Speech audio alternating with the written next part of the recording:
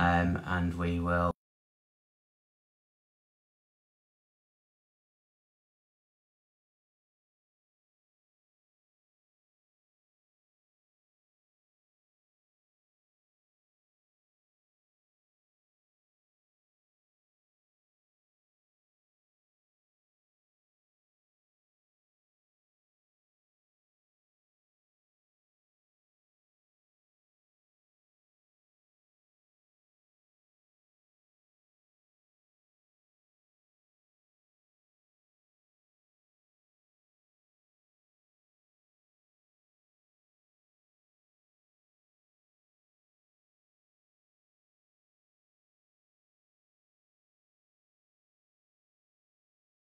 this worked in a test this morning. There we go. So let's just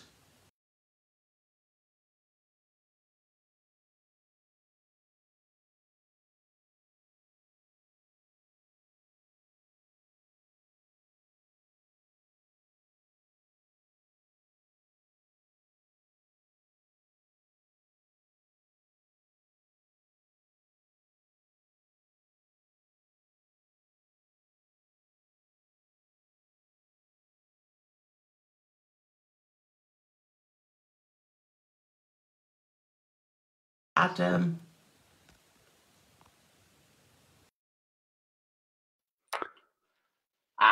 Fabulous. Okay, so let's get this on the road. There we go. So we should be able to see Adam. I'm sorry if anyone just heard my partner telling off the dog in the background. Okay, so you should be able to see us both now, hopefully, on Facebook and Instagram. So we'll keep an eye on your comments. So just so you know who we are, well, first of all, thank you to the King's Head for inviting us to do this Instagram and Facebook Live, although they may regret it after watching that first 2 minutes of video. We are from Hive North. We're a Manchester-based company. Ask us questions throughout the chat, say hi, and we'll give you a shout out. And then I guess it's down to say welcome. I'm Mike. I'm the executive producer at Hive North, and to one side of me on Facebook and underneath me on Instagram, you can see Adam. Hello, I'm the artistic director of Hive North, formerly Hope Theatre Company. So maybe we'll talk a bit about why we did the name change a bit later, maybe. I think so. That's a good one. But yeah, so I direct, I write, and yeah, just from 2004, I think we started. Is it? Yeah. Yeah. I'm gonna keep doing that so that you nod at me, even though you're not in the room. Yeah, 16 years ago we started. So why don't you, Adam, why don't you tell us a little bit about Theatre Company as was and Hive North, what we do, what we specialise in, and why we're connected to the King's Head. Well, it's all really down to a boy called Matthew Shepherd, who was the victim of a hate crime in America, and a very famous play called The Laramie Project, which is by an incredible company called Tectonic Theatre Project. And they went to the town of Laramie and interviewed people about Matthew's murder. And I read the play, and it was kind of, as Oprah would say, it was an aha moment where everything just fell into place for me. And I thought, I'd have to direct this play and I have to tell this story. And yeah, that's how Hope Theatre Company was named. It was our first show. And there's a very famous line in the Laramie Project where they say, everything ropes around hope. And so we really wanted to do work that celebrated diversity and looked at LGBT subject matters, encourage young emerging artists, especially LGBT artists. So yeah, the Laramie Project was our first play. So we started specialising in verbatim theatre after that, and did a few verbatim shows. But it was a Judy Garland musical that we ended up at the King's Head. I know Yeah, It had to be, from didn't gay it? hate crime to Judy Garland. And we did, this a great show called Get Happy that Debbie Salomon did in about 2007. So still quite a while ago now, but that was the first show we did at the King's Head.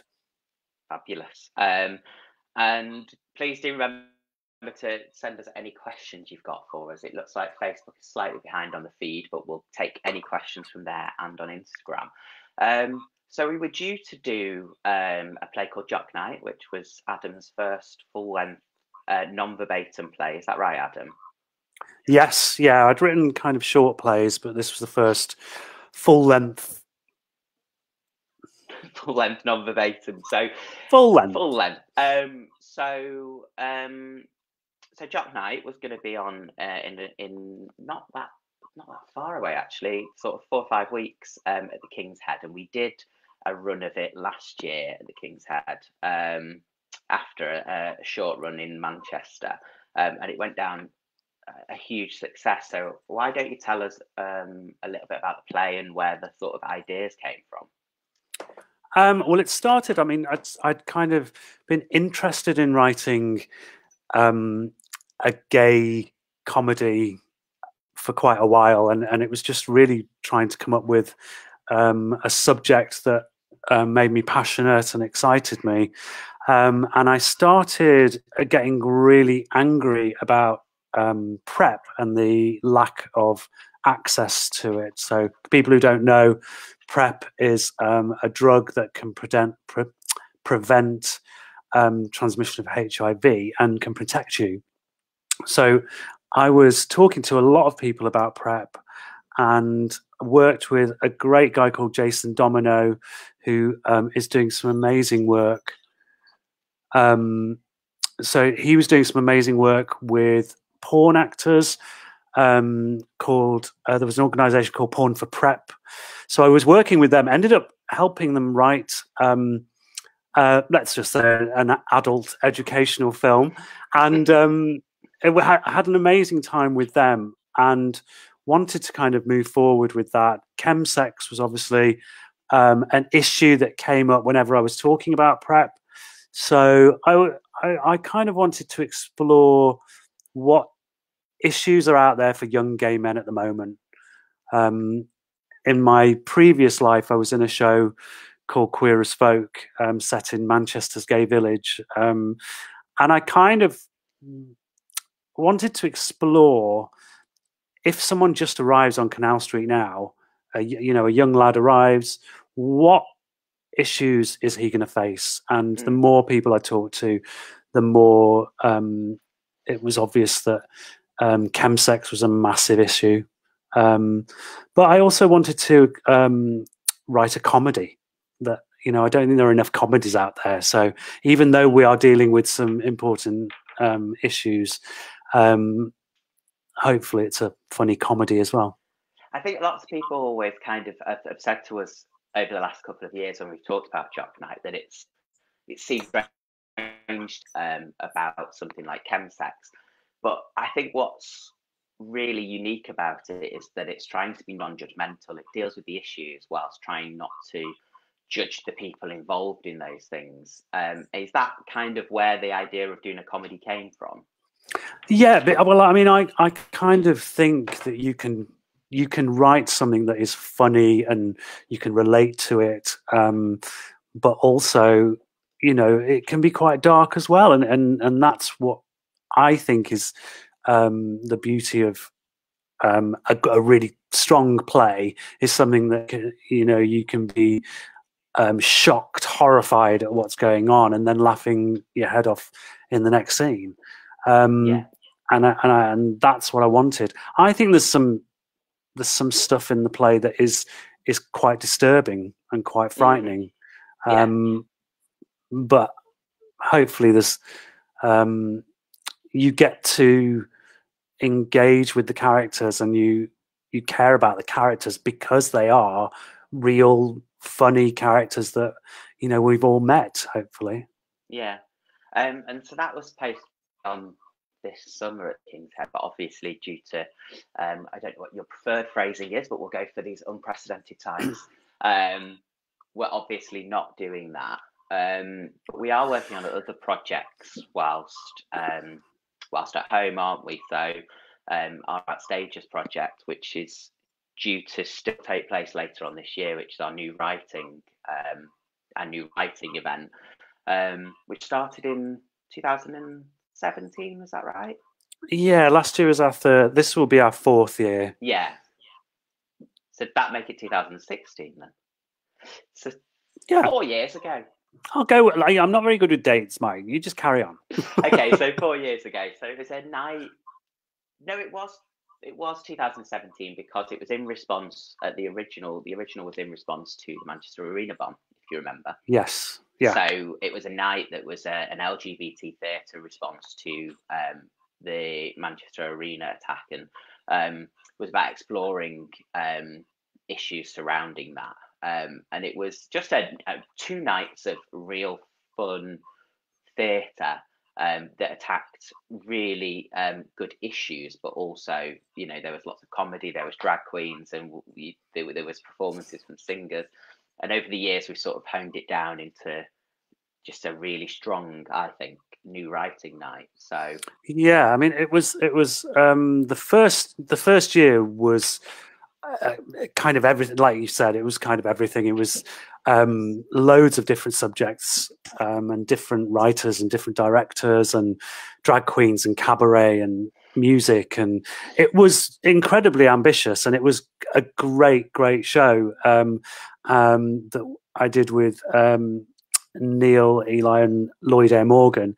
And when we kind of looked at what we wanted to do the following year, especially for my sanity, we focused purely on new writing. And now it's an annual LGBT new writing event. So we are always on the lookout for new writers. And, I really, really enjoy working with new writers as a dramaturg. So I'm really enjoying it. And I was so disappointed with Jock Night not happening. And kind of last week, I was spending time working on a new script that a new writer has sent in. And I have to say, just to spend a day on that one script and writing notes on it and then getting in touch with the writer, I loved it. I really enjoyed it. And I thought, yeah, this will get me through these strange times. So, yeah, I'm looking forward to kind of receiving more submissions. I think writers appreciate it as well. I know we got some really good feedback from last year's event from a couple of the writers that hadn't worked in the way that we worked with them before. So bringing them into the rehearsal room and sort of attacking the dialogue with actors so that they can see what works and what doesn't work. So I know that people appreciated that.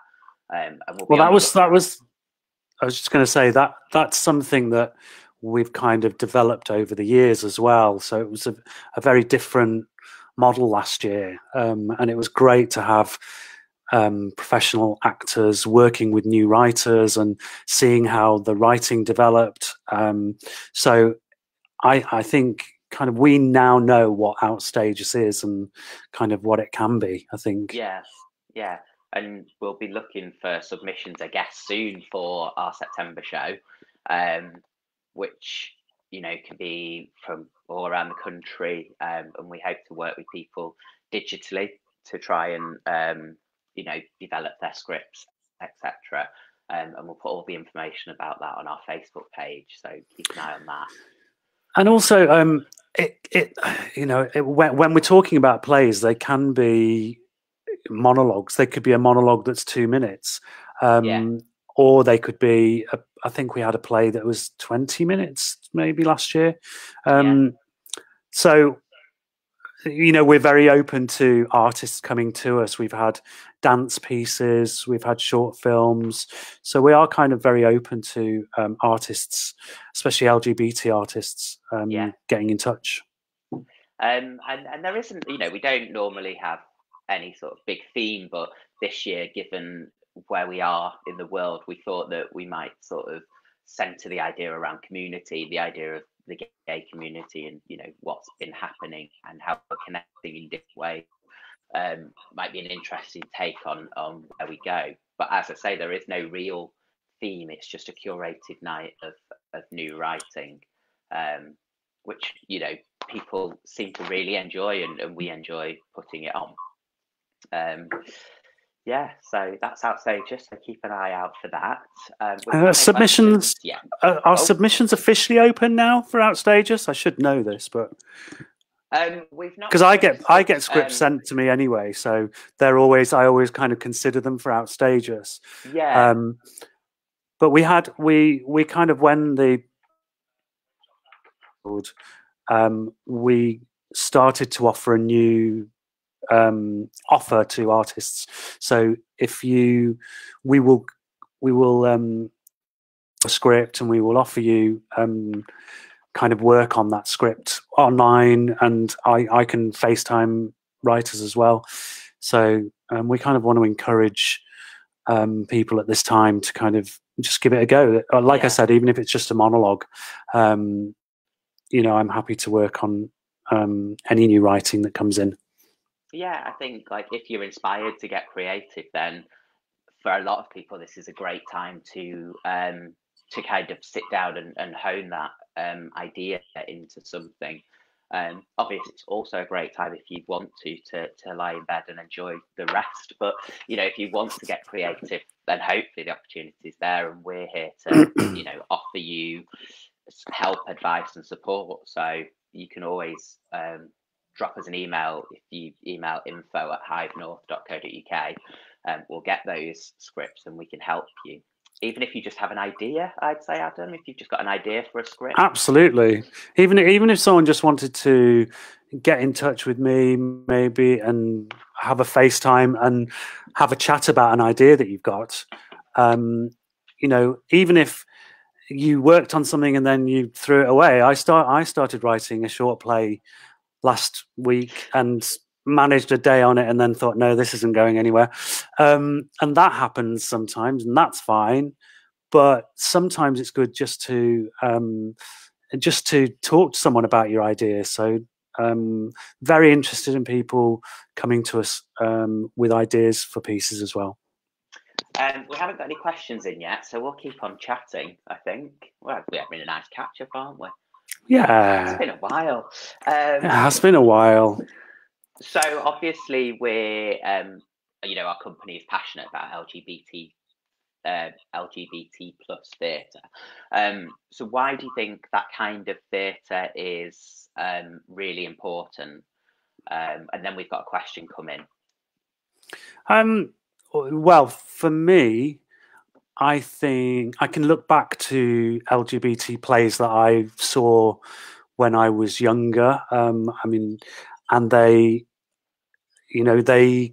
informed me and entertained me and made me feel like I wasn't the only gay in the world. So I think that it's very important to have LGBT work out there, so that especially young people know that they aren't alone. But I think that we need work that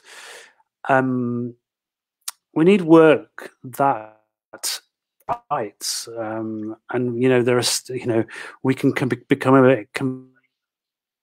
But there are issues in the Laramie Project that are just as relevant today, if not more, with Trump's America. So, yeah, I think you can have, a mix of entertaining, fabulous shows that make people laugh, but yeah, still have a political edge. That's what I hope our work does. And I think it's about visibility as well, isn't it? Like if you see people like yourself, a bit like you were just saying, if you see people like yourself on TV or on stage or in magazines, then it tells you that you're okay in a sense. And I think that's really important for young LGBTQ plus people to kind of understand that they're not alone, and there are people out there that are kind of fighting for them and with them.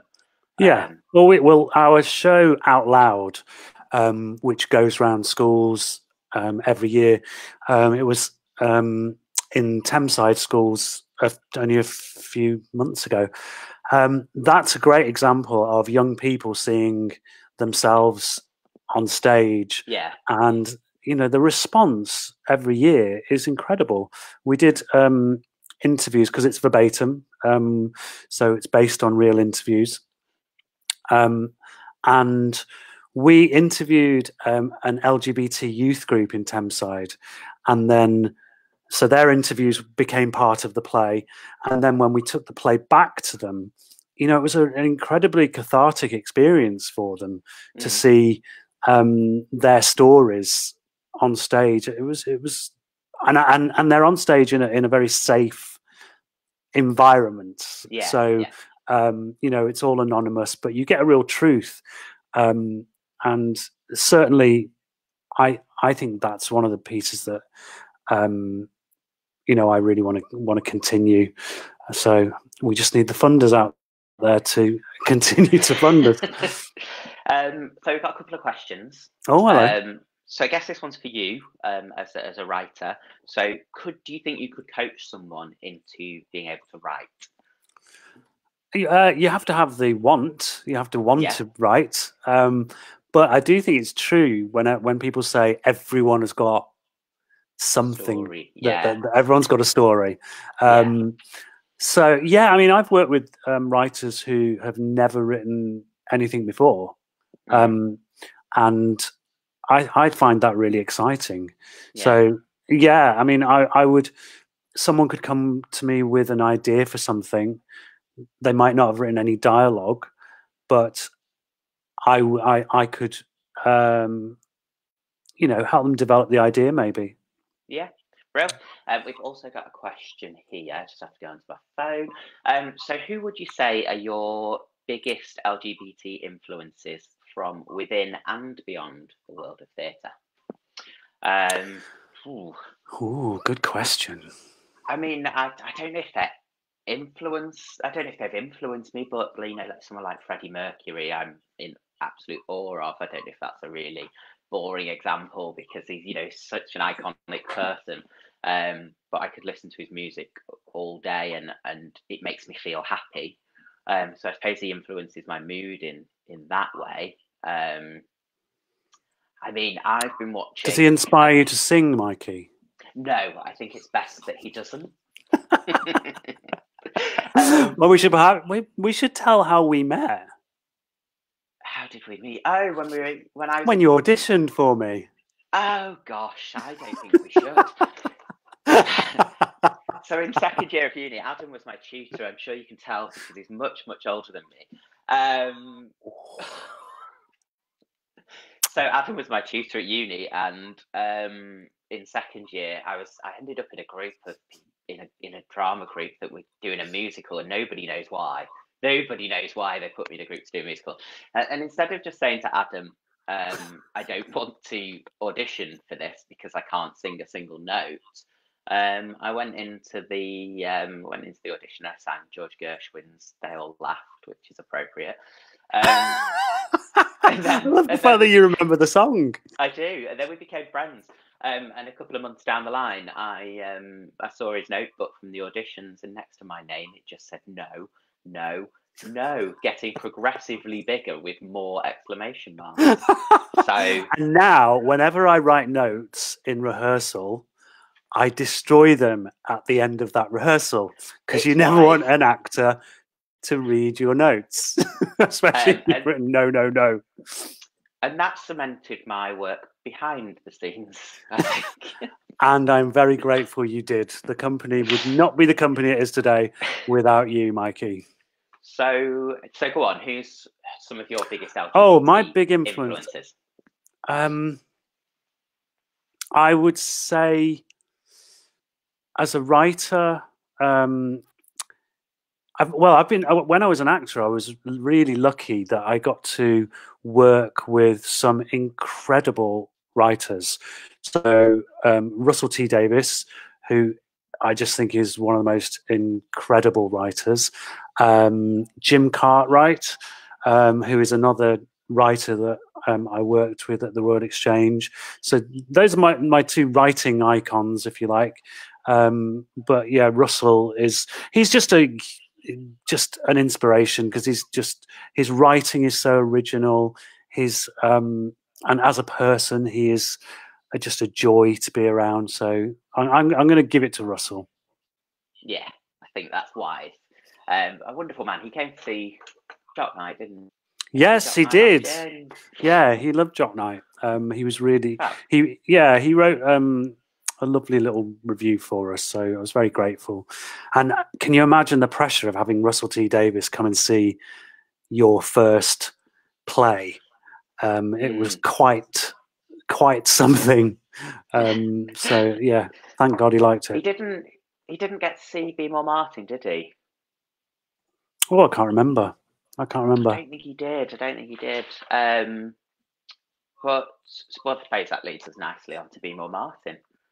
Be More Martin was a show we'd done for the last 3 years. Yeah. So, do you want to tell the story of how it came to be, and then I'll talk about our tour with it?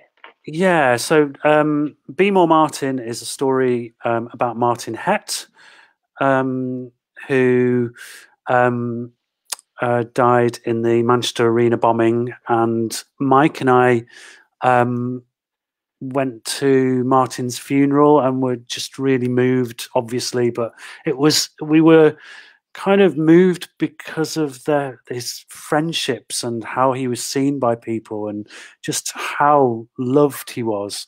And also the stories that people told about Martin were amazing. And so we left the funeral just going, we need to tell Martin's story. We need to tell Martin's story on stage. And well, we wouldn't have been able to do it without Martin's friends who, I mean, they've become our friends now. One of them's watching. One of them's just sent us a love heart. Is it Alistair? It is. Oh, hi to Alistair. But yeah, it's. I mean, it changed both of us, really, didn't it? Doing that play. Yeah, I mean, it was almost an insane thing to do, really. I remember us after those first, and now we've got one of the cast of Be More Martin's just joined. We've got the lovely Paula Lane in. The lovely Paula Lane. So we decided to do this, this night to celebrate Martin using the words of his friends, and we had live music. We had one of his good friends singing a song. We had band sort of punctuating the evening, and his friends and his family were there, and it was just incredible. And afterwards, Adam said, "I can't believe we've just turned someone's life story into a musical by accident." That's essentially what we did. We hadn't quite worked out that we'd written a musical. But Martin loved music, so obviously music was going to be a massive part of the show.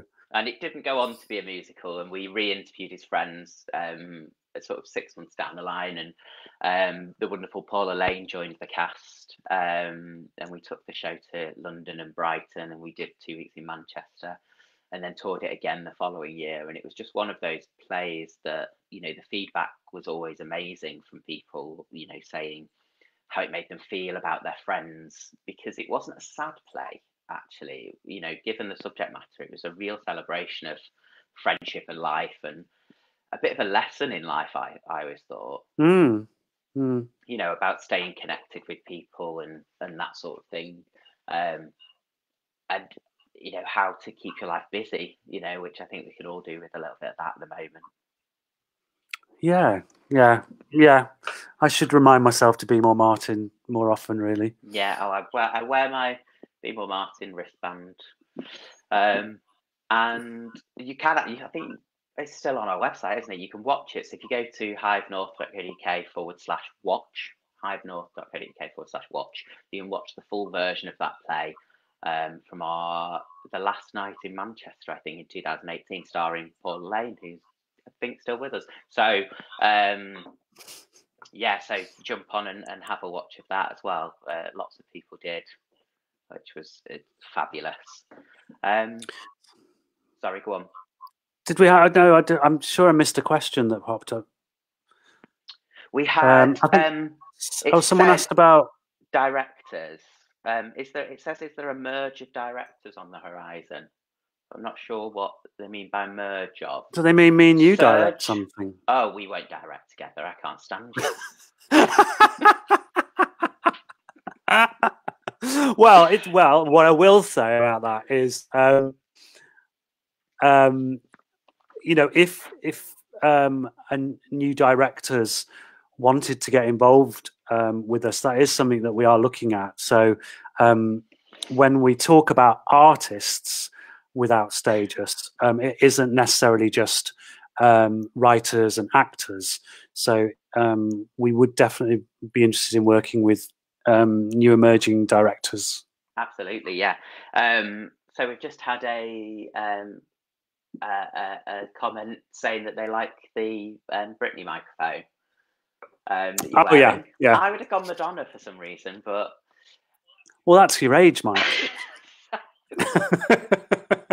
So we have another question. It's probably going to be our last one because we're running out of time, and I'm sure the King's Head are getting sick of us by now. So this question is what defines a Hive North show? What do we look for in new shows, and what defines a show that we would put on, I guess?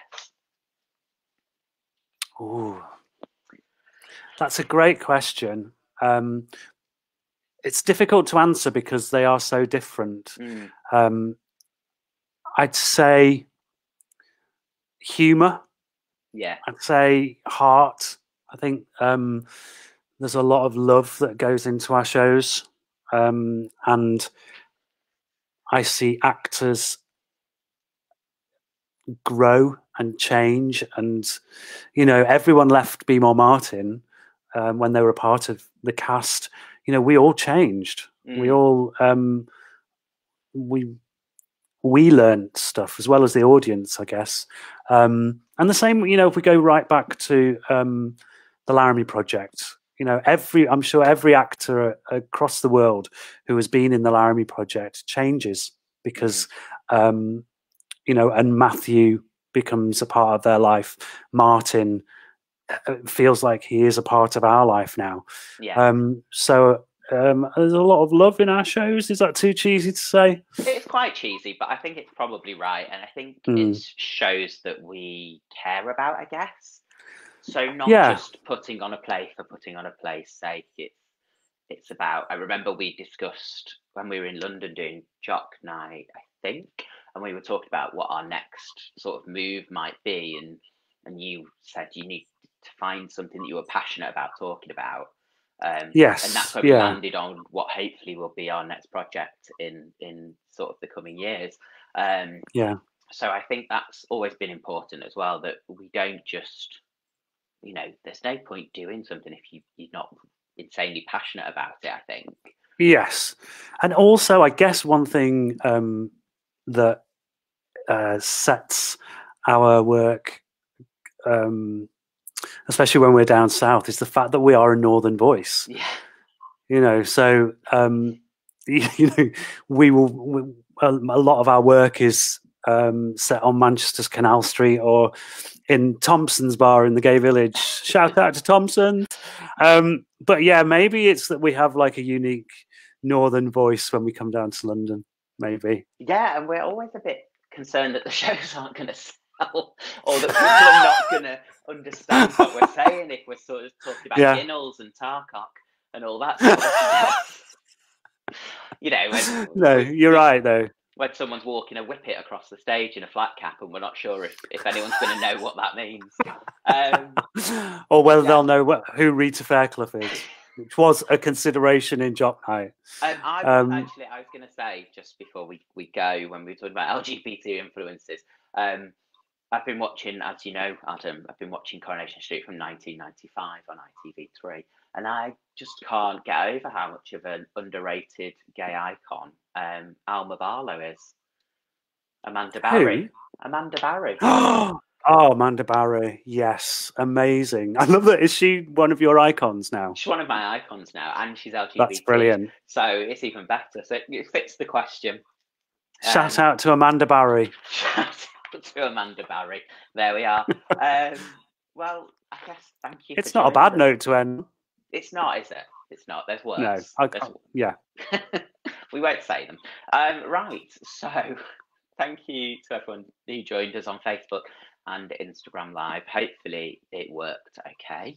We got some questions. Yeah, and this is the first time we've done this, so we will learn from it and we'll be better next time, because I know that I keep looking down at my phone instead of the camera up there, and I'm doing this all the time. So I'm looking this way at my computer, and currently I can see Donald Trump, so I'm going to just throw that out the window. Anyway, so hi, thanks everyone for watching. Thank you for watching, and just a reminder that King's Head Online is happening every weekday at 1 o'clock. Check out King's Head's Instagram and Facebook for details of what's going on, and check out our socials as well. So if you've not already liked our Instagram, it's Hive_North. You can find us on Facebook, Hive North, and Twitter, Hive_North. Come and like us. Hopefully, I'll make sure I tell Adam when we're not live, so he doesn't say anything untowards. Right. See you all when we're next in London. I can see some London friends and colleagues down there waving. So we'll see you when we get down there. Thank you for joining us, guys.